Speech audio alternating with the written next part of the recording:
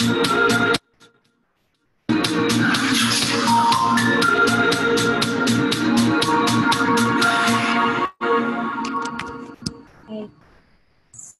So I want to thank all of you for joining me today and for taking the opportunity to learn more about astrology with me.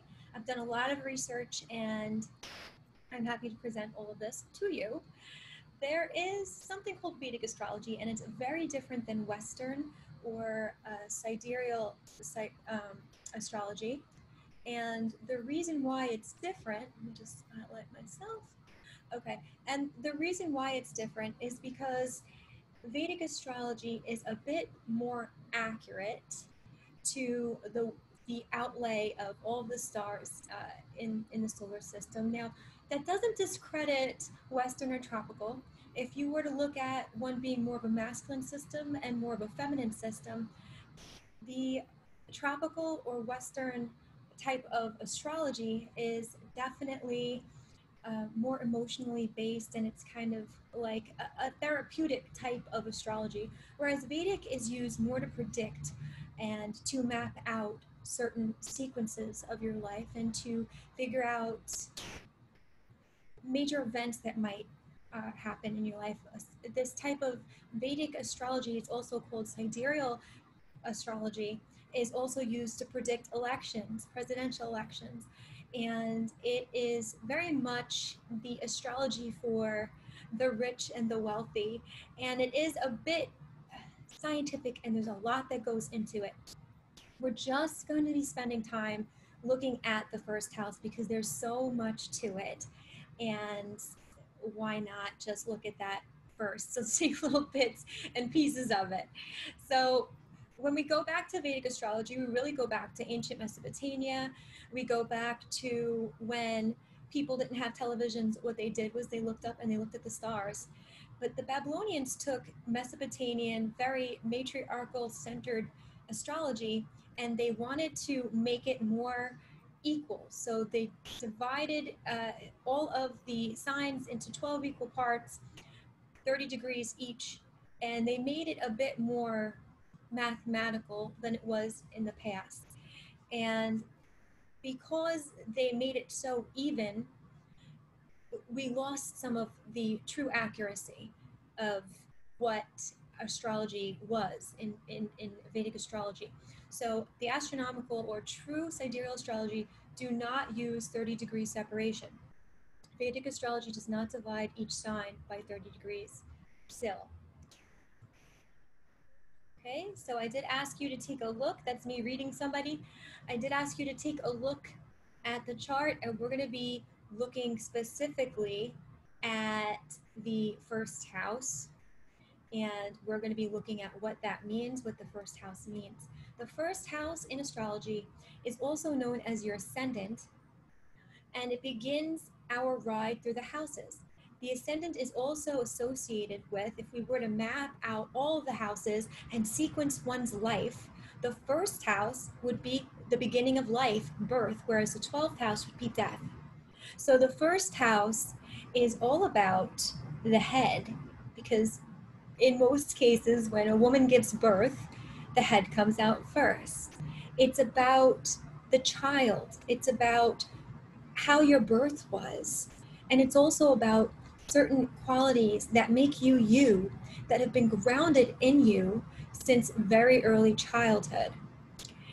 This is also going to govern your self-image.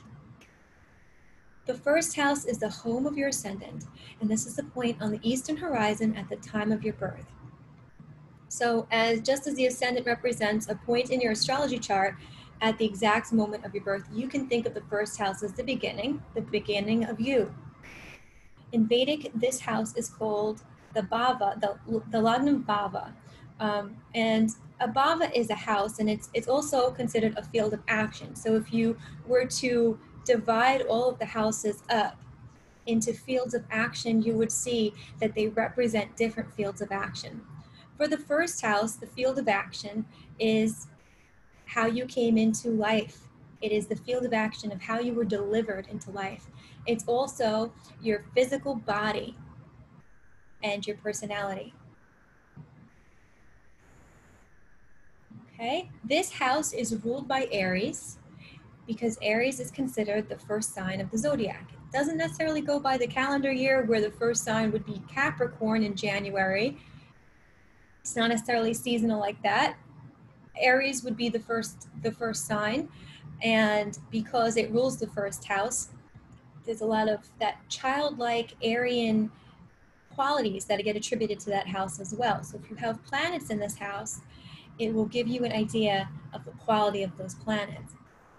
So people with planets in the first house give us an understanding of how they came into life, their physical constitution, their stamina, their stature, their looks, body disposition, personality, and how you express yourself.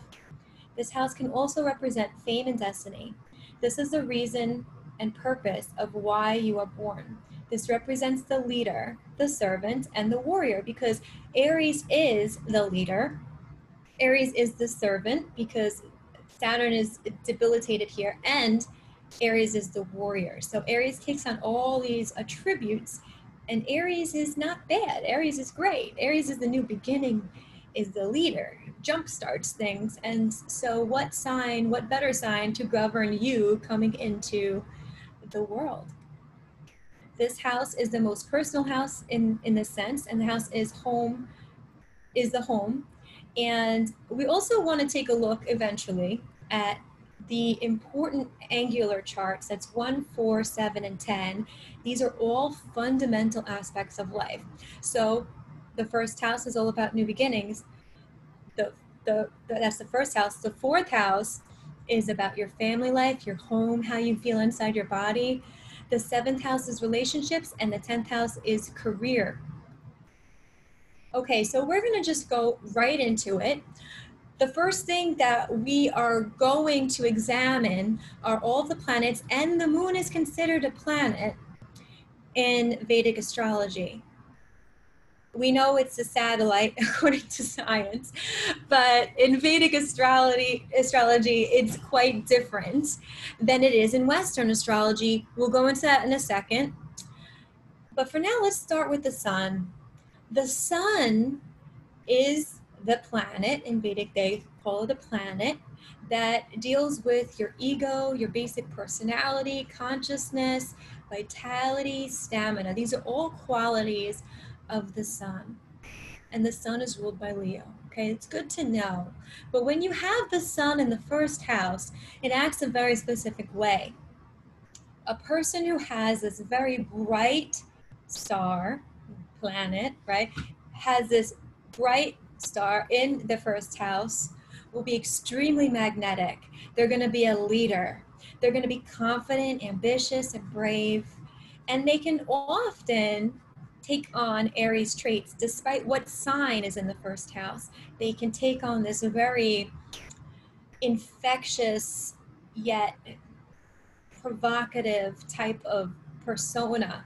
Here I am, listen to me now, and almost a tinge of aggression in that. So it's not necessarily like a Leo, like, look at me now, I'm the star.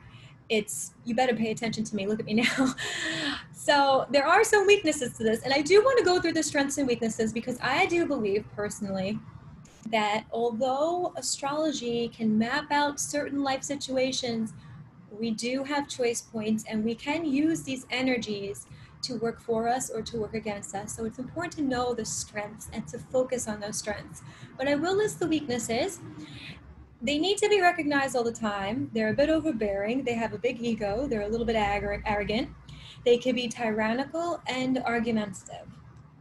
Let's go to the moon. Now, I have unconscious emotions, instincts, and habits and moods, but I'm going to go ahead and change that. And we're going to put thoughts, okay? In Vedic astrology, the moon is not your emotions.